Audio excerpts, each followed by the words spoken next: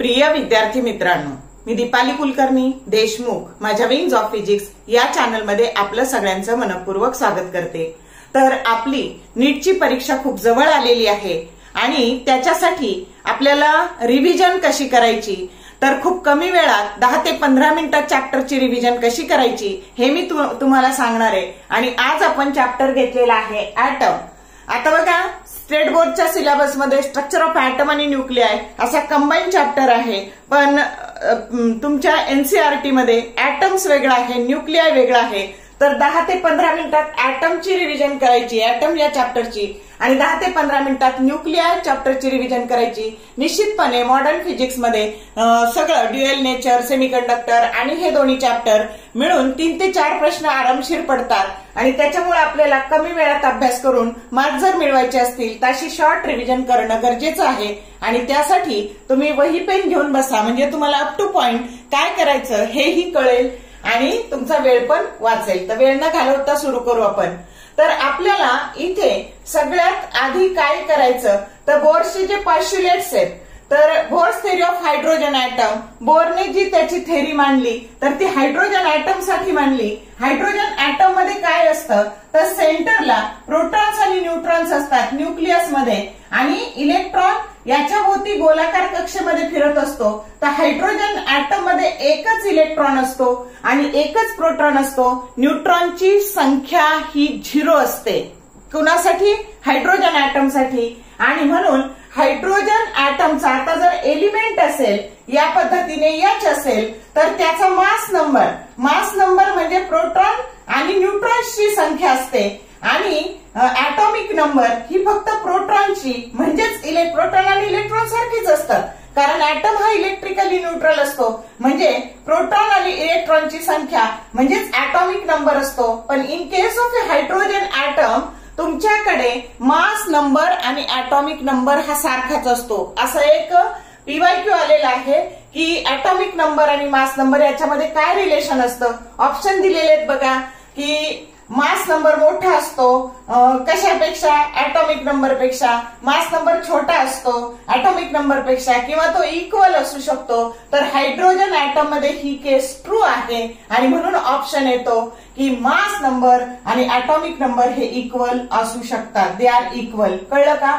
आणि हे कुणाच्या बाबतीत असतं, तर हायड्रोजन ऍटमच्या बाबतीत असतं। मग आता शिकायचं बघा एनर्जी लेव्हल डायग्राम। आता आपल्याला माहितीये की बोर्स थेरीनुसार electron can revolve around the nucleus in a certain fix orbit and for which angular momentum is equal to integral multiple of h/2π असं बोर्सचं पॉस्ट्युलेट आहे। आलं लक्षात? मग आता इथे हे जे प्रत्येक ऑर्बिट आहे ना, या प्रत्येकाची एनर्जी आणि त्याचा नंबर फिक्स आहे।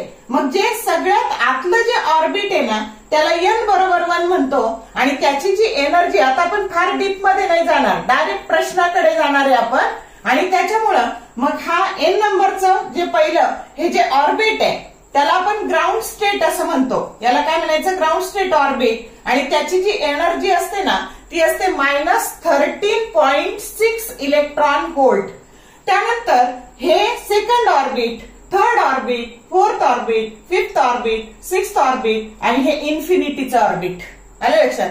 आणि मग ह्याची प्रत्येकाची जर एनर्जी काढायची झाली तर आता ह्या प्रत्येक ऑर्बिटची रेडियस आणि एनर्जी याच्यावर कसे प्रश्न येतात, तर ह्या प्रत्येक रेडियसचा फॉर्म्युला असतो बघा, की प्रत्येक ऑर्बिटची रेडियस n नंबरच्या ऑर्बिटची रेडियस Rn बरोबर epsilon naught n square h square pi me square हा रेडियसचा फॉर्म्युला झाला। आणि radius is directly proportional to the n square. दिसतंय इथं? हे बाकीचे जर सगळे कॉन्स्टंट असतील तर। आता त्याच्यानंतर n बरोबर जर आपण 1 टाकलं तर इथे आपल्याला जी रेडियस मिळते त्याला बोर रेडियस असं म्हणायचं, आणि मग Rn बरोबर n स्क्वेअर इंटू a0, या a0 ची किंमत असते 0.053 नॅनोमीटर किंवा 0.53 एंगस्ट्रॉम युनिट। समजलं? तर याच्यावर पण सेकंड ऑर्बिटच्या रेडियसवर खूप सारे प्रश्न आलेले आहेत। तर तुम्ही शॉर्ट व्हिडिओ याचे बनवलेले आहेत, त्याच्यामध्ये तुम्हाला कळेल की ते कसे विचारलेत आणि कसे रिपीट झालेले आहेत। तर सेकंड ऑर्बिटची जर रेडियस घ्यायची तर ती या बोर ऑर्बिटच्या किती पट असते, तर सेकंड ऑर्बिटला n बरोबर 2 आणि त्याचा जर स्क्वेअर घेतला तर ती 4 टाइम्स उत्तर येतं, किंवा इथं 4a0 R2 बरोबर 4a0 असंही उत्तर येतं. तर शॉर्ट व्हिडिओत हे तुम्हाला पाहायला मिळेल, ते नीटचे PYQ आहेत. मग आता प्रत्येक ऑर्बिटची जी एनर्जीची काढायची ना, मग कळलं का रेडियसवर काय काय प्रश्न आहेत. तर radius of nth orbit is directly proportional to n square याच्यावर प्रश्न आहे. सेकंड ऑर्बिटच्या रेडियसवर प्रश्न आहे. लक्षात. आणि याला म्हणायचं, या A0 ला म्हणायचं बोर रेडियस, की ज्याची किंमत काय असते एप्सिलॉन नॉट h स्क्वेअर पाय m e स्क्वेअर. याला म्हणायचं bore radius, that is nothing but A0 and it's value is 0.053 nanometre और 0.53 एंगस्ट्रॉम युनिट. समजले हे सगळं. दिस इज ऑल अबाउट हे जे असे ऑर्बिट आहेत त्या ऑर्बिटची रेडियस. पहिल्या ऑर्बिटची रेडियस, दुसऱ्या ऑर्बिटची रेडियस, तिसऱ्याची, चौथ्याची, पाचव्याची, या पद्धतीने. कळलं.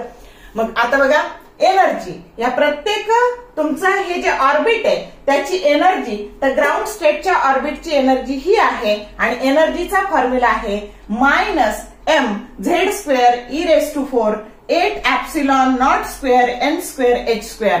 मग आता बघा इथे काय दिसतंय तुम्हाला, तर nth ऑर्बिटची म्हणजे n हा नंबर आहे, n ऑर्बिटची जी रेडियस असते ती -13.6 divided by n square electron volt असते. मग आता बघा पोटेन्शियल एनर्जीचा फॉर्म्युला असतो -e² divided by 4 pi epsilon naught r. Kinetic एनर्जीचा फॉर्म्युला असतो +e² 8 pi epsilon naught r आणि टोटल एनर्जीचा फॉर्म्युला असतो -e² divided by 8 pi epsilon naught r. आता हे रिलेशन आहे ना, इथे जे हे रिलेशन लिहिले ना, हे सगळ्या म्हणजे तुमच्या ग्रॅव्हिटेशन मध्ये तुम्हाला उपयोगी येणार आहे, समजतंय. त्याच्यानंतर तुम्हाला ह्या ऍटम्स चॅप्टर मध्ये पण उपयोगी येणार आहे. तर हे नीट लक्षात ठेवा काय असतं. तर kinetic energy and binding energy is always a positive and potential energy and total energy is always a negative. लिहून ठेवा. त्याच्यानंतर kinetic energy that is equal to binding energy and that is equal to negative of total energy. समजलं. Same gravitation मध्ये पण हेच येणार आहे. त्यानंतर potential energy that is equal to -2 times binding energy that is equal to -2 times kinetic energy and +2 times total energy. याच्याहून तुम्हाला ग्रॅव्हिटेशन मध्ये पण एनर्जीचे प्रॉब्लेम सोडवता येतील. समजला. त्याच्यानंतर आता बघा याची जर काढायची सेकंड ऑर्बिटची जर एनर्जी काढायची तर ह्या व्हॅल्यूला बघा इथे n स्क्वेअर ने गुणायचं, म्हणजे याला आपल्याला 4 ने गुणलं की हे मिळतं. त्यानंतर याला आपल्याला 9 ने गुणलं की ही व्हॅल्यू मिळते. इथे 16 ने गुणलं की ही व्हॅल्यू मिळते आणि 25 ने गुणलं की ह्या पाचव्या ऑर्बिटची एनर्जी मिळते. या व्हॅल्यू लर्न करून ठेवा. याच्यावर पण खूप सारे प्रश्न आलेले आहेत. मग आता बघा ही येते -3.4 इलेक्ट्रॉन व्होल्ट, ही येते -1.51 इलेक्ट्रॉन व्होल्ट, त्यानंतर ही येते -0.85 इलेक्ट्रॉन व्होल्ट आणि ही येते ई बरोबर -0.54 इलेक्ट्रॉन व्होल्ट. या पाचची पण ह्या एनर्जी लर्न करून ठेवा. त्याच्यावर प्रश्न कसे विचारले जातात ते मी आता तुम्हाला सांगते. मग आता बघा जेव्हा अजून नेहमीचा विचारला गेलेला प्रश्न, जेव्हा तुम्ही ग्राउंड स्टेट कडून एक्साइटेड स्टेट कडे जाता म्हणजे खालून वर जाता, आले लक्षात, त्यावेळेस काय होतं हा पण प्रश्न नीटला विचारलेला आहे. बघा म्हणजे हा एरो दाखवलाय खालून वर जातं तेव्हा पोटेन्शियल एनर्जी इन्क्रीज होते आणि कायनेटिक एनर्जी डिक्रीज होते. हा प्रश्न विचारलाय आणि हा विचारला जाऊ शकतो. आता हे ग्राउंड स्टेट आहे, ही एक्साइटेड आहे, त्याच्यानंतर ही फर्स्ट एक्साइटेड स्टेट आहे, ही सेकंड एक्साइटेड स्टेट आहे, ही थर्ड एक्साइटेड स्टेट आहे, ही फोर्थ एक्साइटेड स्टेट आहे. आणि म्हणून फर्स्ट एक्साइटेड स्टेट साठी n बरोबर 2 असतं, सेकंड एक्साइटेड स्टेट साठी n बरोबर 3 असतं, त्याच्यानंतर थर्ड एक्साइटेड स्टेट साठी n बरोबर 4 असतं. हे लक्षात ठेवा. मग कळलं का. Ground state to excited state कडे जाताना काय होतं तर पोटेन्शियल एनर्जी इन्क्रीज होते, कायनेटिक एनर्जी डिक्रीज होते. हा विचारला गेलेला प्रश्न आहे आणि हा विचारला जाऊ शकतो की जेव्हा एक्साइटेड टू ग्राउंड येतं म्हणजे वरून खाली येतं, बघा हे वरून खाली आलेलं त्याच्या विरुद्ध होणार कारण का तर पोटेन्शियल एनर्जीला निगेटिव्ह साईन आहे आणि रेडियस आणि पोटेन्शियल एनर्जी एकमेकाच्या इनव्हर्स प्रपोर्शन मध्ये बदलतात. आलं का लक्षात? म्हणून खालून वर जाताना बघा ही आरची व्हॅल्यू तुमची वाढत चाललेली आहे, रेडियस मोठी मोठी होत चाललेली आहे आणि पोटेन्शियल एनर्जीची निगेटिव्ह व्हॅल्यू कमी होत चालली, म्हणजे पोटेन्शियल एनर्जी वाढत चालली आणि कायनेटिक एनर्जी डिक्रीज होत चालली. आणि त्याच्या विरुद्ध एक्साइटेड टू ग्राउंड, वरून खाली आलं की पोटेन्शियल एनर्जी इन्क्रीज होणार आहे आणि कायनेटिक एनर्जी ही काय होणार आहे तुमची, पोटेन्शियल एनर्जी डिक्रीज होणार आहे आणि कायनेटिक एनर्जी काय होत जाणार आहे, इन्क्रीज होत जाणार आहे. समजलं? हे दोन्ही पॉइंट नीट करून ठेवा. कळतंय का? आता बघा, आता आपल्याला एनर्जी लेव्हल डायग्राम शिकायचा आहे. आता आपल्याला शिकायचंय एक्साइटेशन एनर्जी. आता बघा ही फर्स्ट एक्साइटेशन स्टेट आहे आणि एक्साइटेशन एनर्जी कशी काय काढायची, तर ही first excitation energy that is E2 minus E1, याच्यातून ही वजा करायची. ही जास्त आहे, याच्यापेक्षा ही एनर्जी जास्त आहे, याच्यापेक्षा ही जास्त आहे, याच्यापेक्षा ही जास्त आहे.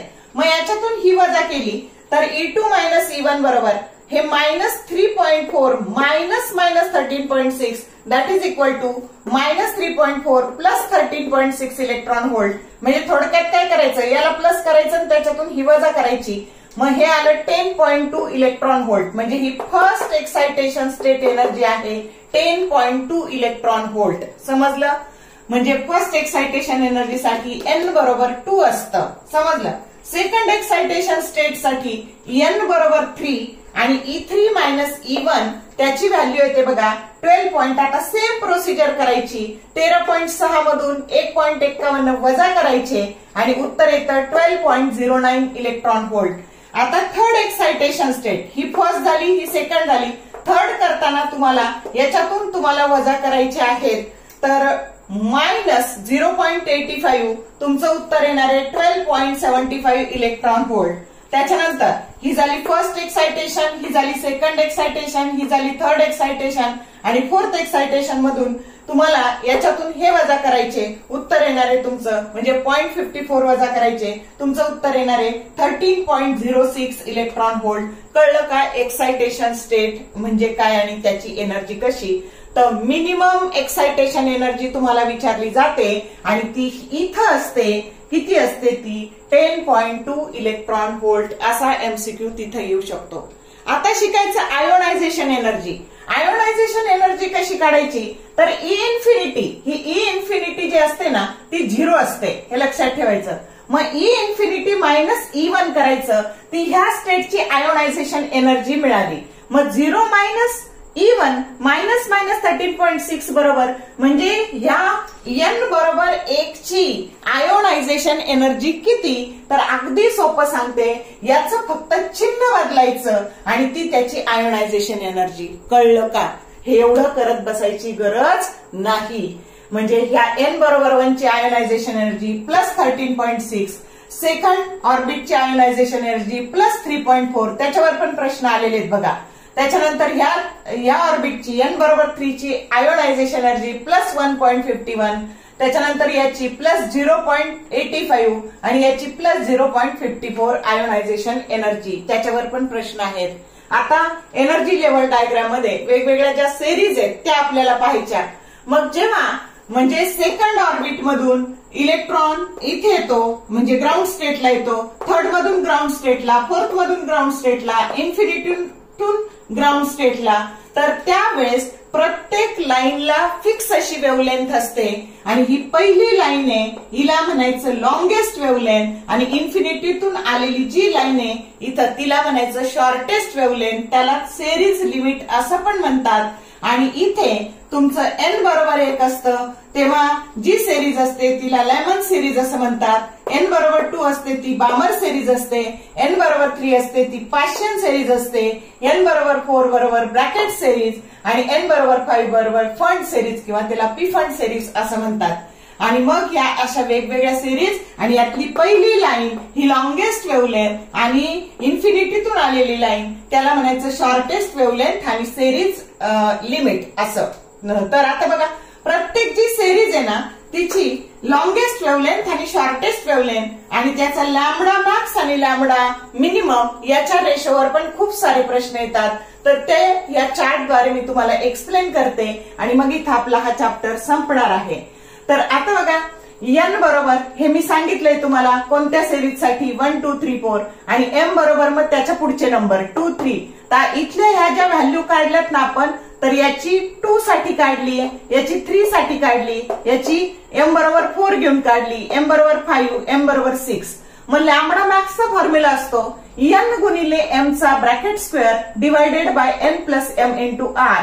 मग आता n गुणिले m हे 2 इंटू 1 2 त्याचा square 4 divided by n plus 1 म्हणजे 2 प्लस 1 n प्लस m म्हणजे हे 2 आणि 1 3 आणि त्याची बेरीज करून त्याला r ने गुणायचं. कळलं? या पद्धतीने याचं येणार आहे 36/5r म्हणजे ह्या सिरीजची मॅक्सिमम वेव्हलेंथ. बघा ही पहिली लाईन, समजलं? त्याच्यानंतर याची येणारे, ह्या पहिल्या लाईनची येणारे 144/7r. 145 लिहिताना त्याला 16/9 लिहा, खूप कामं सोपे होतात. Divided by 7r. याची येणारे 400/9r. त्याला पण लिहिताना 16 इंटू 25 लिहा, बरेच कॅल्क्युलेशन त्याने सिंपल होतात. इथे 900/11r. 36 इंटू 25/11r असं घ्या म्हणजे कॅल्क्युलेशन सोपं होतं. तर ह्या सगळ्या झाल्या. याच्या प्रत्येक सिरीजची ही पहिली लाईन आहे, म्हणजेच त्याची लॉंगेस्ट वेव्हलेंथ झाली. समजलं? त्याच्यानंतर शॉर्टेस्ट वेव्हलेंथ किंवा त्याला सिरीज लिमिट असं म्हणायचं, म्हणजे इन्फिनिटीतून इथं आल्यावर. तर त्याचा फॉर्म्युला एकदम सोपा आहे, n²/r. n आहे इथं 1 चा स्क्वेअर 1/r. इथं 2 आहे 2 चा स्क्वेअर 4/r. इथं 3 आहे 3 चा स्क्वेअर 9/r. इथं 4 आहे 4 चा स्क्वेअर 16/r.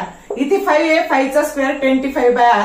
आणि lambda max by lambda minimum, तर ते त्याच्यासाठी पण फॉर्म्युला आहे n प्लस 1 ब्रॅकेट स्क्वेअर हा n plus 1 bracket square divided by 2n plus 1 या फॉर्म्युल्याने येईल.